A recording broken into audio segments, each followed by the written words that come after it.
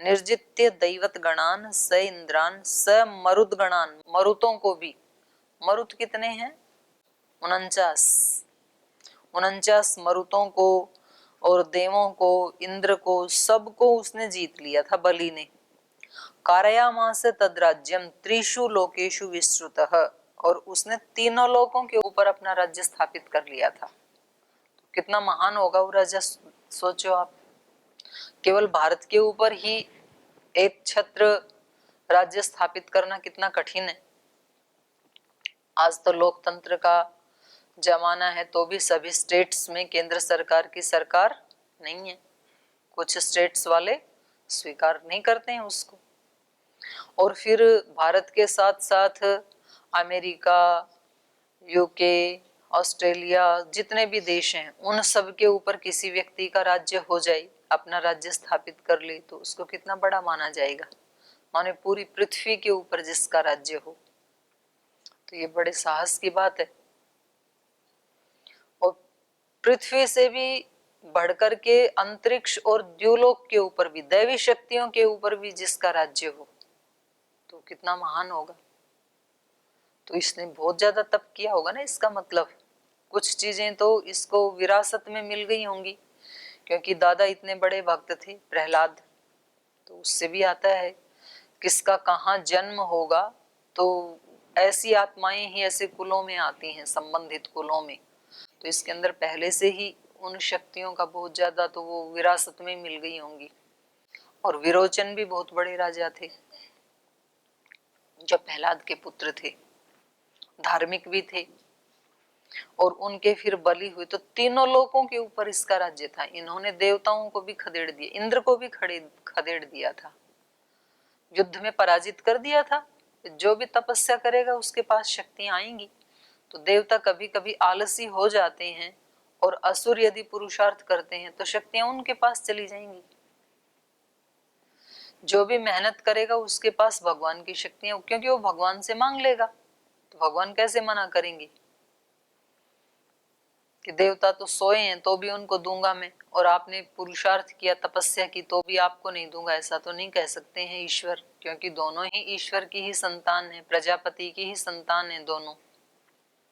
तो जो भी तप करेगा उसको मिलेगा। तो बलि ने इतनी तपस्या की कि इसने तीनों लोकों के ऊपर अपना राज्य कायम कर लिया। अब आप सोचो, तीनों लोकों के ऊपर राज्य करने वाला बलि, और फिर तीनों लोकों से 2 लोक पे, 1 लोक पे, 1 लोक से 1 देश में घटता चला गया ना, और एक देश से फिर एक प्रांत में, एक प्रांत से एक जिले में, डीएम आदि एक जिले के राजा होते हैं, एक जिले से फिर एक गांव में राज्य करने वाला पंच, सरपंच, फिर एक मोहल्ले में राज्य करने वाला पंच, एक घर में राज्य करने वाला।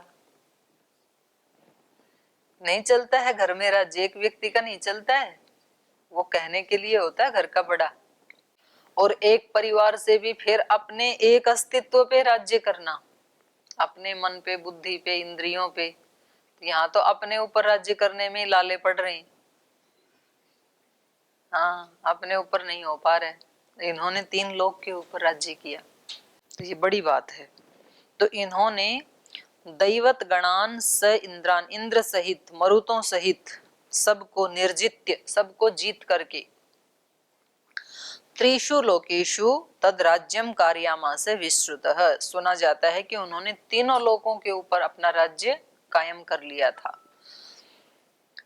यज्ञं चकार सुमहान् सुरेन्द्रो महाबलः, बलेस्तु यजमानस्य देवः साग्ने पुरोगमः, समागम्य स्वयं चैव विष्णुम् ऊचो अरिहाश्रमे, बलिर्वैरोचनी विष्णो यजते यज्ञमुत्तमम्, असंप्राप्तव्रते तस्मिन् स्वकार्यम् अभिपद्यताम्, ये चैनम् अभिवर्तन्ते याचितार इतस्ततः, यच्च यत्र यथावच्च सर्वं तेभ्यः प्रयच्छति, सत्वं सुरहितार्थाय माया योगम् उपाश्रित, वामनत्वं गतो विष्णु कुरु कल्याणमुत्तमम्, पुरुषोत्तमम् एतस्मिन्नन्तरे राम कश्यपोऽग्निसमप्रभ आदित्या सहितो रामा दीप्यमान इवोजसा देवी सहायो भगवान् दिव्यं वर्षसहस्रकं व्रतं समाप्य वरदं तुष्टाव मधुसूदन। हाँ, ये यहाँ गए ना, महर्षि कश्यप की पत्नी है अदिति, तो ये महर्षि कश्यप के ही पुत्र थे वामन और माता अदिति। यज्ञम चकार सुमहान सुरेंद्रो महाबल है, तो फिर ये जो महान बलवान बलि राजा थे, इन्होंने इसको कहा, क्या कहा, सुरेंद्र, सुरों का भी इंद्र, सुर माने देवता, देवताओं का भी जो इंद्र बन गया। तो इससे भी ये पता लग रहा है कि इंद्र किसी व्यक्ति का नाम नहीं है, इंद्र एक पदवी का नाम है। जैसे देश में जो भी व्यक्ति, जैसे सीएम एक पदवी का नाम है, तो कोई भी व्यक्ति राज्य में ज्यादा वोट लेकर के सीएम बन जाएगा, तो चेंज होते रहते हैं ना, सीएम पीएम भी चेंज होते रहते हैं, ये पदवी के नाम है, तो किसी व्यक्ति का नाम नहीं है। तो उस पे अनेक अनेक व्यक्ति आए, अभी हैं, आगे भी आएंगे। तो ऐसे ही ये देवताओं के जो राजा हैं इंद्र, ये भी एक पदवी का नाम है। तो कई बार पुराणों में कंफ्यूज हो जाते हैं व्यक्ति कि इंद्र, उसकी पत्नी, उसकी बेटी, ये कैसे हुआ, वो उस काल में, ये इस काल में, ऐसे हो जाता है। तो ये एक पदवी का नाम है, तो इसलिए यहाँ बलि को यहाँ सुरेंद्र कहा है। यज्ञम चकार सुमहान, सुरेंद्र महाबली, उस महाबली सुरेंद्र ने सुमहान यज्ञम चकार, महान यज्ञ किया। तो ये बड़ी बात है, क्योंकि दैत्य होकर के महान यज्ञ करना, दैत्य तो खाने पीने में लगे रहते हैं, तीनों लोगों के ऊपर राज्य स्थापित करने के बाद, देवताओं को भी जीतने के बाद, और उसने कोई मौज मस्ती नहीं की, भोग विलास नहीं किया, महान यज्ञ किया। तो ये प्रहलाद से आ रहे हैं गुण, उसके दादा से आ रहे हैं उसके अंदर, और खुद भी इतना तो संयमी और पुरुषार्थी, तभी तो 3 लोक के ऊपर राज्य स्थापित किया। बलेस्तु यजमानस्य देवा सग्नि पुरोगमा, तो जब वो यज्ञ में लगे हुए थे, बलेस्तु यजमानस्य देवाः, तो कह रहे हैं वहां पर स अग्नि पुरोगमाः देवाः यजमानस्य बलेः, उस यजमान बलि के उस यज्ञ में लगे होने पर, स अग्नि, अग्नि सहित, देवाः देवता लोग, पुरोगमा इसको अग्नि को अपने आगे करके, पुरोगमा अग्नि, अग्नि को आगे करके, सारे देवा समागम्य, वो वहां आए, कहा, स्वयं चैव विष्णुम ऊचु इह आश्रमे, जिसको विष्णु का अवतार कहा जाता है, अर्थात कश्यप ऋषि और अदिति माता के पुत्र वामन जहाँ तपस्या कर रहे थे, इसी आश्रम में, इस सिद्ध आश्रम में, तो यहाँ सारे देवता आए अग्नि सहित, जब वो यज्ञ में लगे हुए थे। क्योंकि इनको ये लग रहा था कि तीनों लोकों पे तो इसने राज्य कर लिया, और अब इतना महान यज्ञ, वो क्या कर रहे थे, 100 अश्वमेध यज्ञ कर रहे थे, और 100 के 100 अश्वमेध यदि उनके पूरे हो जाते, तो वो फिर देवों को, मतलब बिल्कुल ही वो निस्तेज करके ना, उनको और ज्यादा वो बलिष्ठ हो जाता। 3 लोक से ऊपर राज्य तो कहाँ करेगा, तो सारे तो लोग पूरे हो गए 3 लोकों में, तो वो उसकी शक्तियां और ज्यादा बढ़ जाएंगी। तो ये खतरा था देवों को, तो देव भी खतरे में आ जाते हैं, असुर तपस्या करते हैं तो, कभी देव तपस्या करते हैं तो असुर खतरे में आ जाते हैं, तो खतरे में आके फिर इधर उधर भागते हैं वो, कि इनकी तपस्या को खंडित करो। तो ये अच्छी बात नहीं होती है, उनकी तपस्या को खंडित करने की बजाय आप भी तपस्या में लग जाओ, आप अपनी बढ़ाओ, वो अपनी बढ़ाई, ऐसे होना चाहिए। लेकिन ये ऐसा स्वभाव है मनुष्य का कि वो दूसरे की शक्ति को बढ़ते हुए देख करके और फिर उसकी शक्ति को खंडित करना चाहता है, कि ऐसा क्या करूं कि इसकी शक्तियां खंडित हो जाएं। तो ऐसे देवों ने किया, देवों ने अपनी शक्ति तो नहीं बढ़ाई, और ये इनके पास आए, वामन के पास।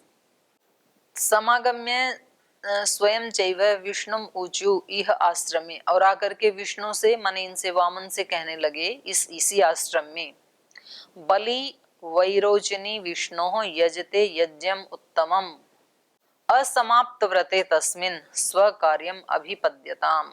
इन्होंने देवताओं ने आके कहा कि हे विष्णु, वैरोचनी बलि, विरोचन के पुत्र जो बलि हैं, वो उत्तमम यज्ञम यजते, इस समय उत्तम यज्ञ कर रहे हैं, 100 अश्वमेध यज्ञों का अनुष्ठान कर रहे हैं। इसलिए असमाप्त व्रते तस्मिन्, तो जब तक कि उसका ये व्रत समाप्त ना हो जाए, माने उसके 100 के 100 यज्ञ पूरे ना हो, उससे पहले ही असमाप्त व्रते, उसका व्रत पूरा नहीं होना चाहिए। पूरा हो गया तो वो अजेय हो जाएगा, फिर कभी भी जीता नहीं जाएगा हमारे से। जिस व्यक्ति के 100 अश्वमेध यज्ञ अखंडित रूप से पूरे हो जाते हैं तो वो आत्मा अजेय हो जाता है। फिर तो इसका अभिप्राय क्या है, ये आलंकारिक वर्णन है। ये 100 वर्ष की आयु मानी है मनुष्य की, तो 1 वर्ष में 1 अश्वमेध यज्ञ, अश्व कहते हैं बल को, तो आत्मा के जितने भी बल हैं उन सबको यज्ञ में लगा दे व्यक्ति। यज्ञ का मतलब, यज्ञ एक ऐसा कर्म है जिससे खुद को भी सुख मिलता है, दूसरे को भी सुख मिलता है, और उससे उसमें डाली हुई जो वस्तु है वो अनेक गुणा उसकी शक्तियां बढ़ जाती हैं। तो मानो किसी के पास विद्या है, किसी के पास शारीरिक बल है, किसी के पास धन है, कुछ भी है, उससे यज्ञ करना। यज्ञ करने का मतलब क्या है, उसका बीज बोना, उससे उस शक्ति को फिर कई गुणा बढ़ जाती है वो, तो दूसरे की सेवा में लगाना, उसको यही यज्ञ है।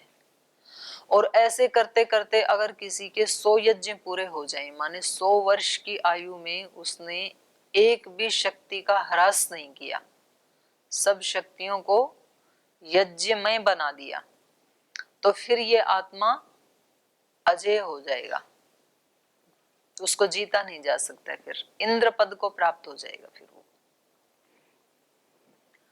तो इन्होंने कहा कि इनका व्रत समाप्त नहीं होना चाहिए। तस्मिन् असमाप्त व्रते स्वकार्यम अभिपद्यताम, हमें अपना कार्य इस समय कर लेना चाहिए, क्योंकि वो तो यज्ञ में लगा हुआ है, और उसके यज्ञ यदि पूरे हो गए, हम बैठे देखते रहेंगे, तो फिर वो दुर्जय हो जाएगा, अजय हो जाएगा। तो हमें उसके उस यज्ञ को खंडित कर देना चाहिए, और यही समय है कि हम अपने राज्य को वापस उससे ले लें, देवताओं के राज्य को। तो देखो, मुक्त होने से पहले दिव्यत्व को प्राप्त करने के बाद भी व्यक्ति में दोष बच जाते हैं। देवता हैं तो भी, लेकिन उनको दूसरे की उन्नति नहीं, इतना तो उनके अंदर ईर्ष्या का वो बचा ही हुआ है अंश, कि उसको नहीं मिलना चाहिए, हमारा राज्य हमें ही मिले। तो आपका राज्य आपको मिले तो आप भी तो तपस्या करो, पुरुषार्थ करो, नहीं ये उसके व्रत को खंडित करके लेना चाहते हैं। तो इन्होंने आकर के इनको कहा, और जाते किसके पास हैं, किसी ऐसे तपस्वी के पास ही जाते हैं। तो इससे भी ये पता चलता है कि सबसे ऊंची चीज तो तपस्या ही है, योग ही है। तो ये विरोचन के पास आए ना, नहीं तो खुद भी और भी किसी के पास जा सकते थे। तो इनको कहा कि यही मौका है, अब हमें अपने कार्य को पूरा कर लेना चाहिए, स्व कार्यम अभिपद्यताम, अपने कार्य को हमें सिद्ध कर लेना चाहिए। ये च एनम अभिवर्तन्ते याचितार इतस्ततः यच्च यत्र यथावच्च सर्वं तेभ्यः प्रयच्छति। तो वामन ने पूछा कि भाई कैसे अपने कार्य को हम कैसे सिद्ध करें, क्या करना है मुझे, क्योंकि मैं तो साधना में लगा हूं, तो मैं तो कोई झगड़ा तो मैं नहीं कर सकता हूँ, युद्ध तो कर नहीं सकता हूं, मैं तो सिद्ध आश्रम में रहता हूँ, तो क्या करना चाहिए, मैं कैसे आपकी सहायता कर सकता हूँ आप देवों की। तो इन्होंने कहा कि देखो, आजकल ये यज्ञ कर रहे हैं और याचितारह एनम अभिवर्तन्ते, ये इतस्ततः याचितारह, जो इधर उधर मांगने वाले हैं, जिनके पास किसी चीज की कोई कमी है, ये इतस्ततः इधर उधर जो भी याचितारह मांगने वाले हैं, वे सब एनम अभिवर्तन्ते, आजकल सब इसके पास जा रहे हैं मांगने के लिए, क्योंकि जो यज्ञ में लगाएगा तो उसके पास खूब आएगा तो मांगने वाले भी खूब आएंगे। खेती करेंगे तो उसमें बहुत लोगों का हिस्सा होता है ना। कुछ खेत में पक्षी खाएंगे, चिड़िया खाएंगी, गाय भी खाएगी और चूहे भी खाएंगे, फिर जो बचेगा वो किसान लाएगा घर में, फिर वहां से भी कुछ भिक्षुक मांग के लेके जाएंगे, कुछ दूसरे जरूरत वाले लेके जाएंगे। तो बहुत लोगों का हिस्सा होता है एक व्यक्ति जब कृषि करता है तो। इसलिए ऋग्वेद में पूरा एक सूक्त ही है, कृषि सूक्त। अक्षैर मादिव्य कृषिमित कृषस्व।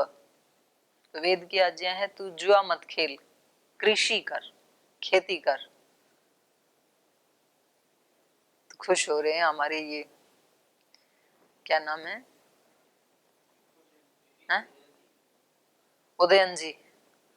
उदयन जी कृषि करते हैं ना, उदयन जी, विपिन जी, तो मुस्कुरा रहे हो। तो ये वेद की आज्ञा है, कृषि कर। कृषि का मतलब क्या होता है? कृषि का मतलब है एक दाना डालेंगे तो हजारों दाने होंगे, लेकिन उसमें मेहनत करनी पड़ेगी। और जुए में क्या होता है, वहां भी 1 रुपया लगाओ तो हजारों आ जाएंगे, लेकिन मेहनत कुछ भी नहीं, थोड़ी देर में ही आ जाएंगे वहां पे। लेकिन बिना पुरुषार्थ क्या है वो पैसा, तो एक दिन ऐसा भी हो सकता है कि आपने सारा का सारा गंवा भी दिया, वो चला भी जाएगा, जैसे आया है वैसे चला भी जाएगा। लेकिन कृषक का जो अन्न जाएगा तो वो कितने लोगों को तृप्त करेगा, क्योंकि वो मेहनत से आया हुआ है। तो इसलिए वहां पर कहा है अक्षर मादिव्य, तू अक्ष से खेल मत, पासों से मत खेल। अक्षर मादिव्य कृषिमित कृषस्व, खेती कर। खेती कर माने पुरुषार्थ कर। तो हमारा देश तो रहा ही कृषि प्रधान है, तो जो भी हमारे देवता हैं उनके पास, और कृषि करने के लिए गाय जरूर चाहिए। तो सारे देवताओं के पास गाय या बैल, क्योंकि खाद भी चाहिए, गौमूत्र भी चाहिए, गोबर भी चाहिए, और खेती करने के लिए घी दूध भी चाहिए, मेहनत करनी है ना। तो गाय सर्वोत्तम है, उसके मलमूत्र से खाद बन जाती है, उसके घी दूध से शरीर में पुष्टि आती है, उससे फिर व्यक्ति कृषि करेगा। और उनके किसी के तो वाहन ऐसे ही हैं, शिव जी के पास नंदी है, कृष्ण के पास गायें हैं, और उनके वादन आदि भी बांसुरी आदि ऐसे रखते हैं। और कृष्ण जी के भाई हैं वो हल रखते हैं। तो इसका मतलब जो आदमी खेती करेगा उसी को तो हल प्रिय होगा। अब इंग्लैंड वालों को हल प्रिय थोड़ी हो सकता है, विक्टोरिया को, वो कभी हल रख नहीं सकती हैं अपने कंधे पे, उसको पता भी नहीं हल क्या होता है। तो ये हमारा देश ऐसा, राजा जनक खेती करते थे, बोलते हैं ना उसने हल उठाया और खेत में से सीता निकली। सीता का मतलब क्या है, समृद्धि। हल चलाएंगे तो खेत में से समृद्धि होगी, मेरे देश की धरती सोना उगली। तो सोना मतलब कोई गोल्ड थोड़ी आता है ऐसे धरती में से, जो फसलें आती हैं वही सोना है। तो क्योंकि राजा जनक कृषि करते थे, तो कृषि करते थे तो कृषि में से समृद्धि उत्पन्न हुई। सीता का मतलब है समृद्धि। तो जो भी समृद्ध होगा उसके पास फिर मांगने वाले भी आएंगे। याचितार इतस्ततः याचितार एनम अभिवर्तन्ते। देवताओं ने विरोचन से जाके कहा कि आजकल जिसको जिस चीज की जरूरत है, जो भी मांगने वाले हैं वो सब आजकल इसके पास आ रहे हैं, हमारे पास तो कोई आता नहीं। तुम्हारे पास कौन आएगा, तुमने तो अपना राज्य गंवा दिया, तो तुम्हारे पास कौन आए खाली के पास। तो ऐसे व्यक्ति के अंदर कभी कभी अहंकार आता है। किसी व्यक्ति ने एक बार कभी किसी दिव्यत्व को प्राप्त कर लिया और उसको प्राप्त करके फिर वो बन गया महा आलसी प्रमादी, तो दिव्यता चली जाएगी फिर उसके पास से।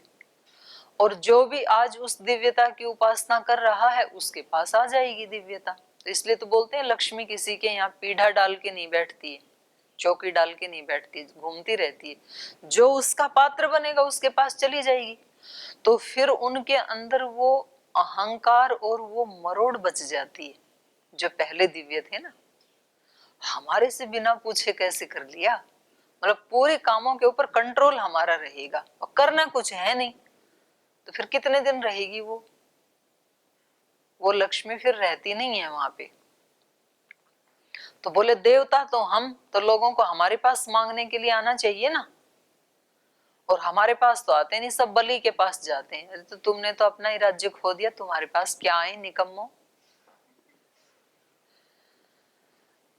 अपनी दिव्यता को खोए बैठे हैं और फिर भी मतलब बलि से ईर्ष्या कर, बोल सब बलि के पास जा रहे हैं मांगने के लिए। तो इस बात से वो परेशान होकर के विरोचन के पास गए। और विरोचन जो बेचारे सिद्ध महात्मा हैं, दैवी शक्तियों से संपन्न है, उसको और मंगता बना दे रही हैं। तो गलत काउंसलिंग नहीं सुननी चाहिए किसी की भी, जो ऐसी ऐसी काउंसलिंग करते हैं, क्योंकि उनकी काउंसलिंग सुन करके वामन, वामन का मतलब होता है छोटा, तो वो छोटा ऐसे कोई शरीर में छोटा, वामन से ही फिर बोना बन गया ना, बोना कहते हैं जिसको, तो वो उसका संस्कृत में उसको वामन कहते हैं। तो आदमी हाइट से छोटा बड़ा नहीं होता है, मांगने से छोटा होता है और देने से बड़ा होता है। देवता बड़े क्यों हैं? क्योंकि वो देते हैं, पर वो भी यदि मांगने पे उतर आए तो वो छोटे ही हो जाते हैं। तो ये आश्रम में रहते हैं, विष्णु के अवतार हैं, लेकिन जब ये भी ऐसे तपस्वी के पास मांगने के लिए चले गए तो ये क्या बन गए? वामन, छोटे बन गए फिर। तो मांगने वाला हमेशा छोटा होता है, और हम क्या करते हैं? पूरे दिन कटोरा हाथ में रखते हैं।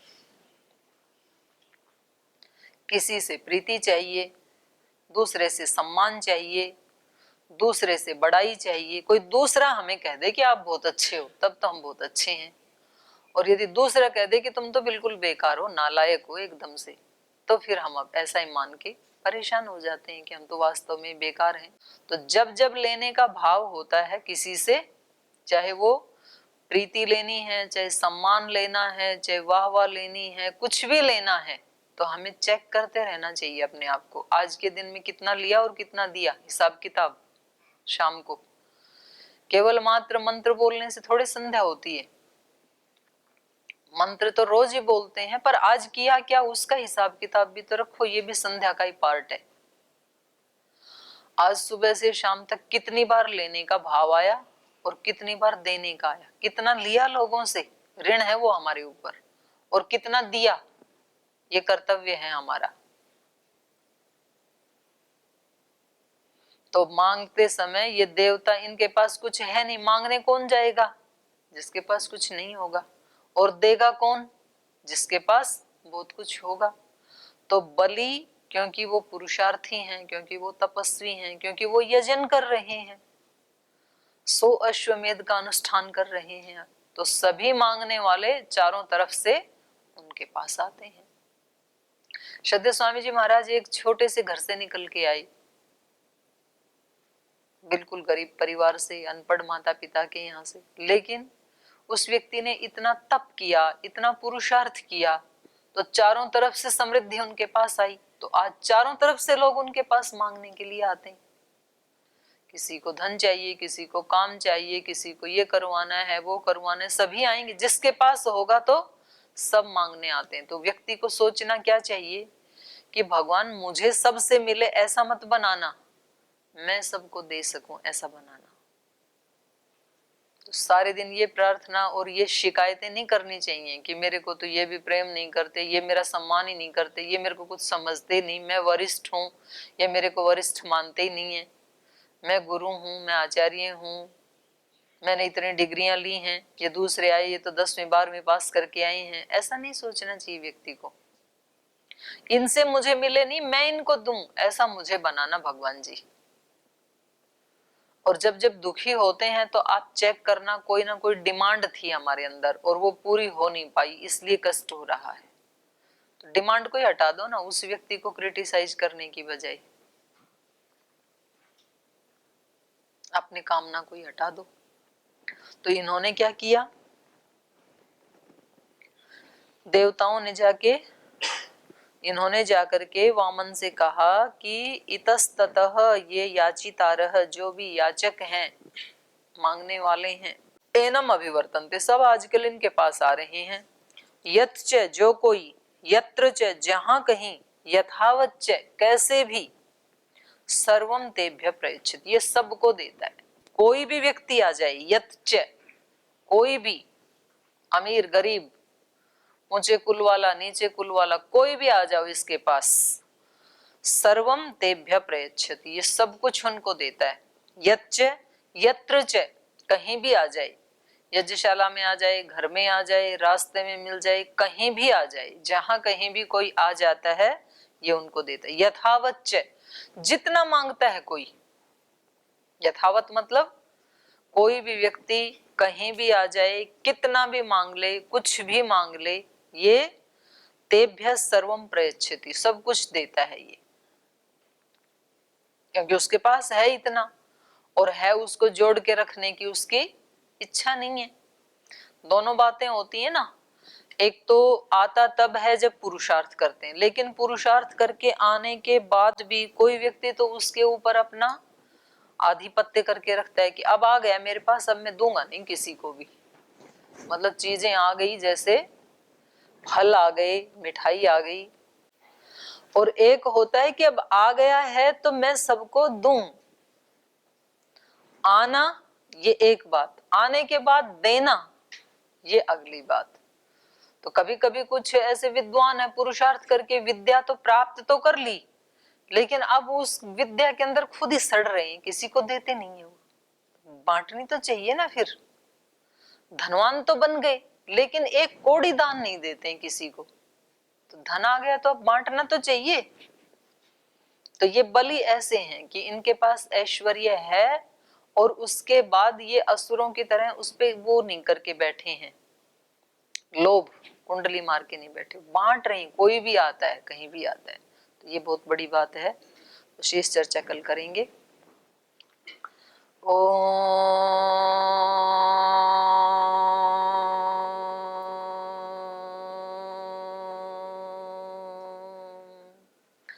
शांति शांति शांति।